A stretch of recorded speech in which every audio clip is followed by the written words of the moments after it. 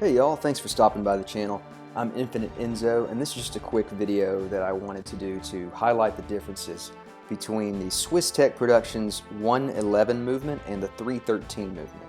Both of these movements are featured mostly in fossil group watches, particularly in Zodiac models. You also see them in brands like Boulder and just across the fossil group spectrum, but they're most well known for their appearances in these Zodiac models. Both movements are on the base caliber of the ETA 2824, and they both offer hacking, hand winding. They're both high beat 4 Hz movements, and they both have roughly 44-hour power reserve. The big differences that you're going to see, and that I've seen with these particular watches, is in the hand winding. So that's the whole reason I kind of wanted to do this video. So let's go ahead and I'm going to try to give you guys an audio clip of what that sounds like. So let's see. This is the STP 111 on the Zodiac 9251 Sea Wolf.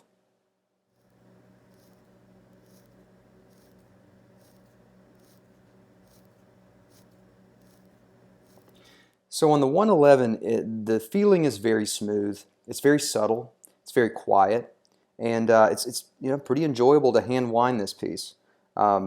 Between the two, it's definitely my favorite. Now here, let me do the 313 for you guys. And this is the Zodiac Sea Wolf. I don't have this one memorized. 9206.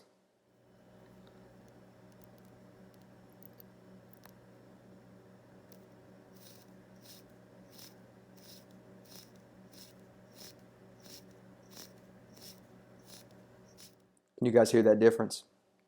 It sounds and it feels quite gritty, to say the least. And that was a little bit off-putting for me when I first got this new Sea Wolf. I will say it keeps excellent time. So the 313 for me has been running a very solid +5 a day. The 111's not too bad either. It's on wrist, it has some positional accuracy issues. So on wrist it's running probably about I would want to say +3. Off wrist, it's like -5. So it works out okay. I do find myself having to, since I spend the majority of the day wearing the watch, it usually catches itself back up okay, or catches up a decent amount, and then eventually I'll have to just pull the crown out and move the time forward. So there's some issues with it, but the other quirky thing that I really think is worth mentioning, and it was another thing that surprised me with these, is that when you're hand winding on these, if you're familiar with hand winding on, on most modern automatic watches, when the watch is fully wound, if you keep turning the crown, it'll just keep spinning. It's not really going to do anything. On these STP movements, when the watch is fully wound and you hit that point, that crown does not want to move. And so when you're used to an automatic movement that has a clutch that allows it to keep moving, that can be really a bit off-putting. I reached that point and I was just surprised, and I was like, well, obviously I'm not going to keep pushing it. So that's my suggestion to y'all. Just want to make sure you're aware of that. Do not keep winding this crown when you start feeling that resistance. You definitely want to stop. At that point, the watch is fully wound.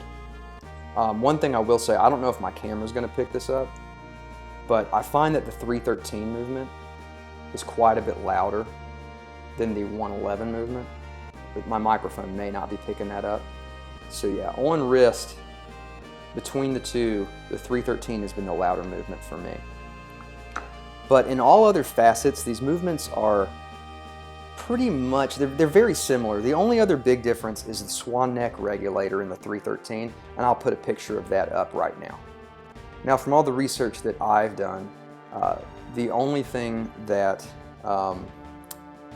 the swan neck regulator is really aiding you with is if you regulate your own watches, or if you're having your watch regulated by a jeweler.